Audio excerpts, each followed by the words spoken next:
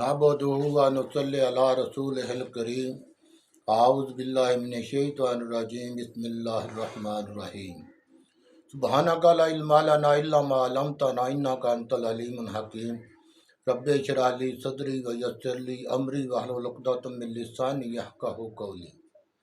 السلام علیکم ورحمۃ اللہ وبرکاتہ۔ آپ دیکھ رہے ہیں ہمارا یوٹیوب چینل پی کے ٹروتھ ٹی وی، میں حاجی محمد بشیر سولجر۔ ناظرین، آج ہم دو موضوع پر تھوڑی سی بحث حاصل کریں گے۔ پہلا موضوع یہ ہے کہ عمران خان کا بیانیہ اور اس کی حقیقت کیا ہے۔ یہ غلط ہے کہ ہم امریکہ کے غلام ہیں یا ایک حقیقت ہے؟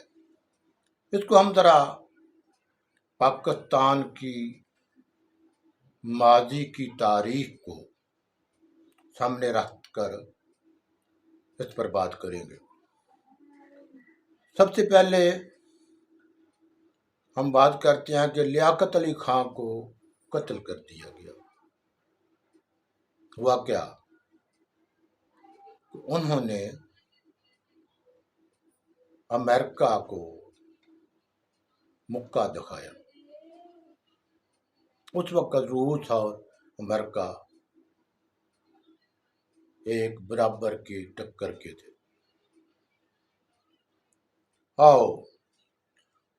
اس کے گارڈ نے اس کو گولی مار دی، اس کو ایک اور نے گولی مار دی، لیکن جس نے مارنے والے کو گولی ماری اس کی کوئی تحقیق سامنے نہ آ سکی، کچھ نہ پتہ چل سکا، اور وہ قتل اندھیرے میں رہا۔ آج تک کوئی اس پر حقائق پر پردہ نہیں اٹھا سکا۔ پھر اسکندر مرزا کو لایا گیا۔ اس نے جو پاکستان کے حالات کیے وہ بھی پرانے لوگ جانتے ہیں۔ اس کے بعد ایوب خان آئے، کہا جاتا ہے کہ ان کو بھی لایا گیا، لیکن انہوں نے ایک اچھا جرنیل ہونے کا ثبوت دیا اور کسی حد تک ملک کو اپنے پاؤں پر کھڑا کرنے کی بھی کوشش کی، اور 65 کی جنگ بھی ایک اچھے طریقے سے منصوبہ بندی سے اور جذبے سے لڑی گئی۔ اس کے بعد بھٹو صاحب، ذوالفقار علی بھٹو صاحب، جو اس کے وزیر تھے اور پھر وزیر خارجہ بنے، پھر وہ عوامی لیڈر بنے، اور مارشل لا لگا۔ مارشل لا میں یحییٰ خان آگے اور سقوط ڈھاکہ ہوا، اور ذوالفقار علی بھٹو مغربی پاکستان کے وزیر اعظم بن گئے۔ پھر کیا ہوا؟ پھر یہ ہوا کہ ڈاکٹر عبدالقدیر، اللہ تبارک تعالیٰ ان کی زندگی میں برکت دے اور ان کو صحت تندرستی عطا فرمائے، انہوں نے ذوالفقار علی بھٹو سے ملاقات کی اور ایٹمی پروگرام کے لیے ایک پروگرام دیا۔ بھٹو صاحب نے اسے ایکسیپٹ کر دیا، اور ڈاکٹر عبدالقدیر صاحب پاکستان تشریف لایا۔ وہ ایک لمبی کہانی ہے، جیسا بھی ہوا۔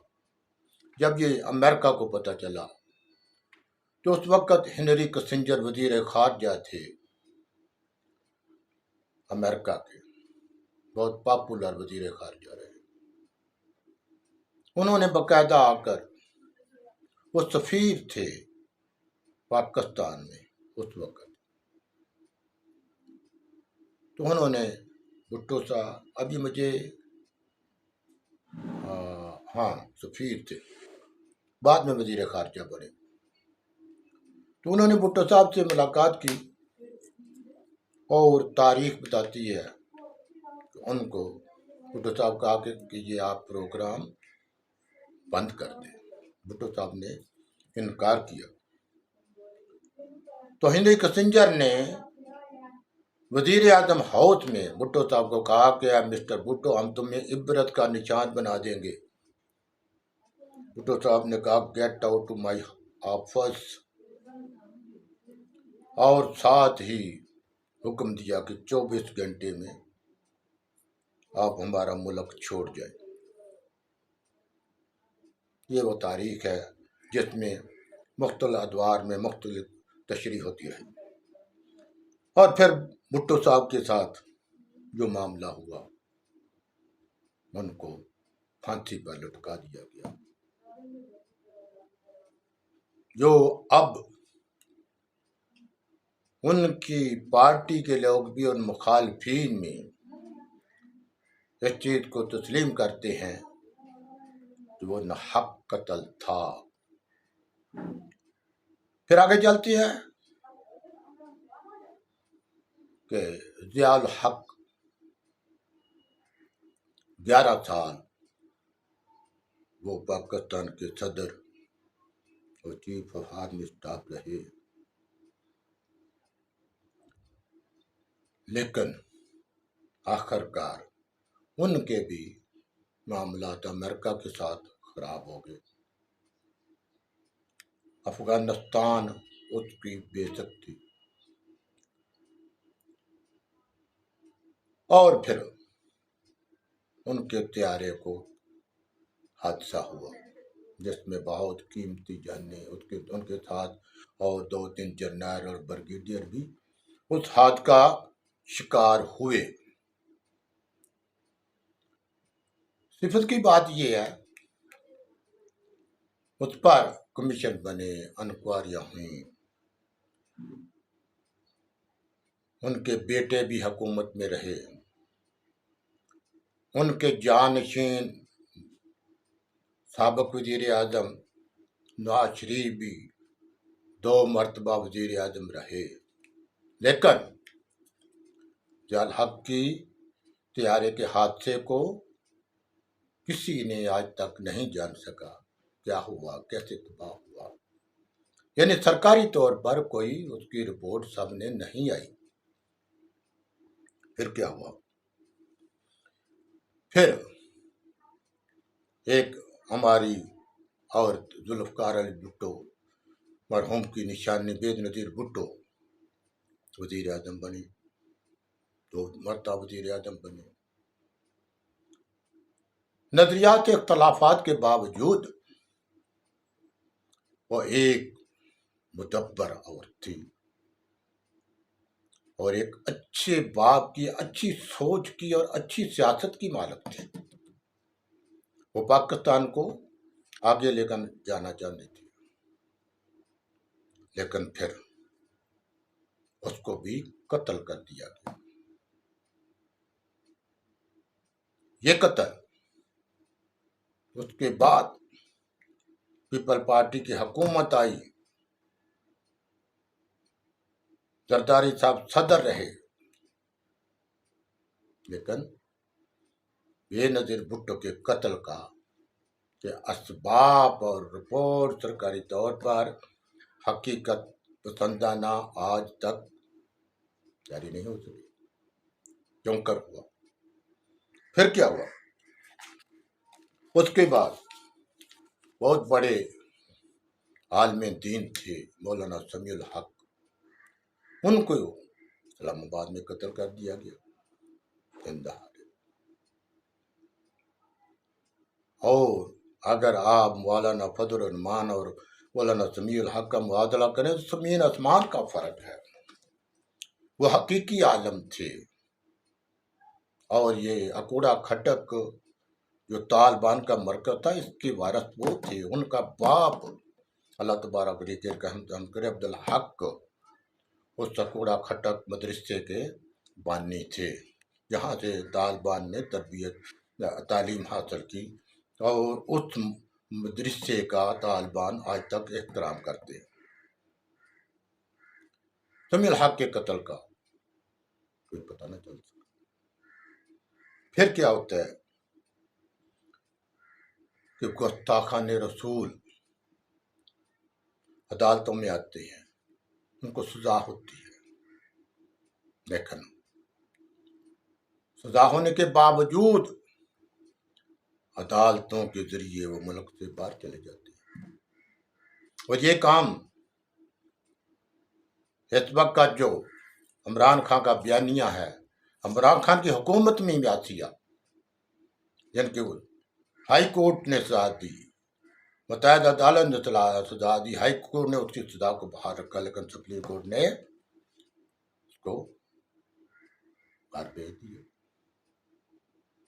اور اس کے بعد ریمنڈ ڈیوڈ دن دہاڑے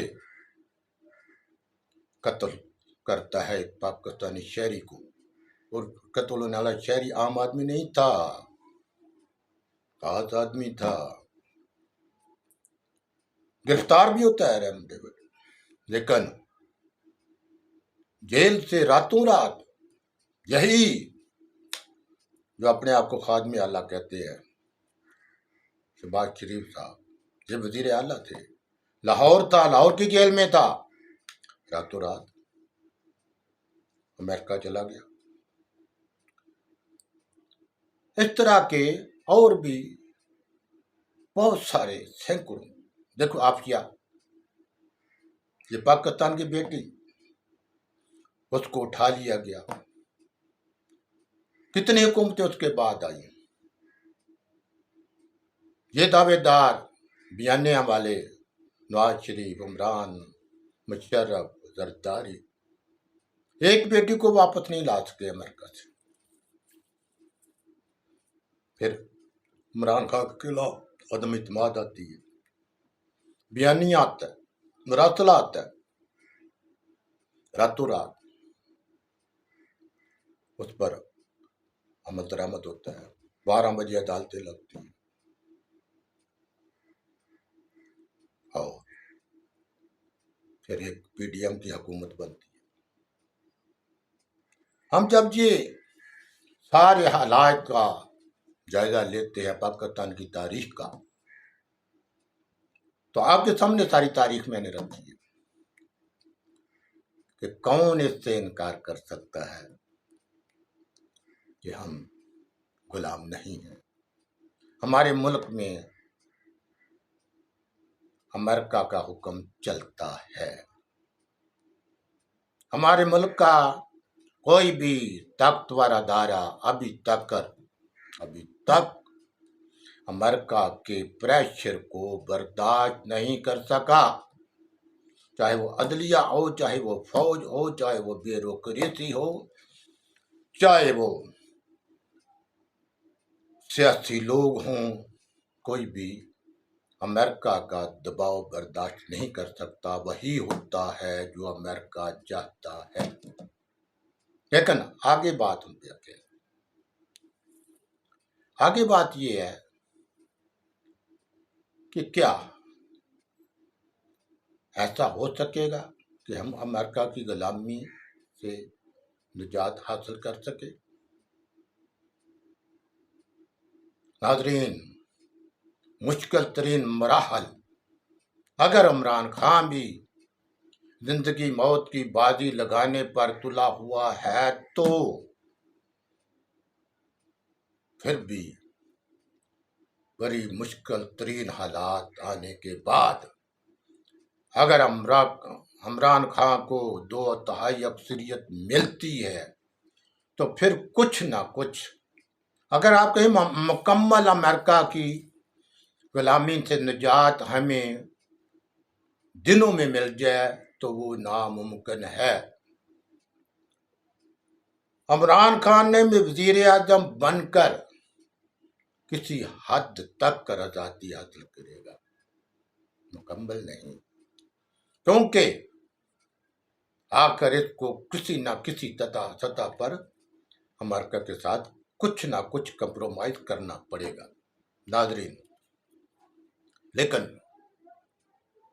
یہ ایک مسلمہ حکومت ہے، مسلمہ حقیقت ہے کہ ابھی تک کوئی ادارہ امریکی سامراجی پریشر کا برداشت نہیں کر سکا.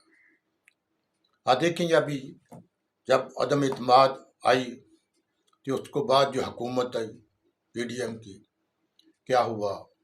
ساری معیشت کو زمین بوس کر دیا گیا، نڈھال کر دیا گیا پاکستانی عوام کو، اور پھر آخر IMF کے دوبارہ پاؤں میں بٹھا دیا گیا. پھر کیا ہوتا ہے کہ چیف آف آرمی اسٹاف امریکہ کو کہتا ہے کہ IMF کی دباؤ ہم پر کم کرے، ان کو کہیں ہمارا کیس پاس کر دے. وہاں سے جواب آتا ہے ٹھیک ہے، یہ ٹھیک ہے، ایسا ہوگا، لیکن اس کے لیے آپ کو بھی ہمارا کام کرنا پڑے گا. ہمارے ڈرون کو افغانستان میں جانے کے لیے مدد فراہم کرنی پڑے گی. آرمی چیف کے امریکہ کی ریکویسٹ سے 1-2 دن بعد ڈرون حملہ ہوتا ہے.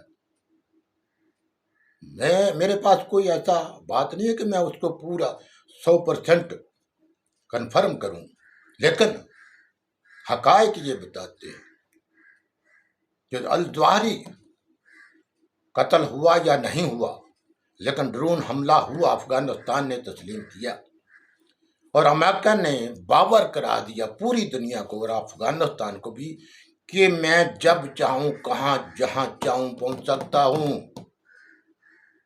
میرے راستے بند نہیں ہوئے. ناظرین، یہ ساری باتیں میں نے آپ کے سامنے رکھی ہیں. آپ سے گزارش ہے کہ آپ ان پر غور کریں اور مجھے اطمینان کوئی کمنٹ کریں. انشاءاللہ اگلے ویڈیو میں ہم اس بات کا جائزہ لیں گے کہ جس طرح ترکی میں طیب اردوغان کے خلاف فوج نے بغاوت کی اور طیب اردوغان نے اپنی عوام کی طاقت سے اس کو ناکام بنایا، کیا اس سے ہمارے مقتدر حلقوں نے کوئی سبق حاصل کیا یا نہیں؟ اس پر نیکسٹ ویڈیو میں انشاءاللہ بات کریں گے. اپنا خیال رکھیے گا اور پاکستان کے لیے دعائیں کرتا رہیں، اور یاد رکھیں نماز ہی ایک سکون کا ذریعہ ہے. نماز کے بغیر سکون ممکن نہیں. کہیں بھی اللہ تبارک تعالیٰ کے ذکر سے، نماز سے، قرآن کی تلاوت سے سکون قلب حاصل ہوتا ہے، اور دنیا میں کوئی ضائع نہیں، اور اس پر عمل کریں. وآخر دعوانا ان الحمد للہ رب العالمین.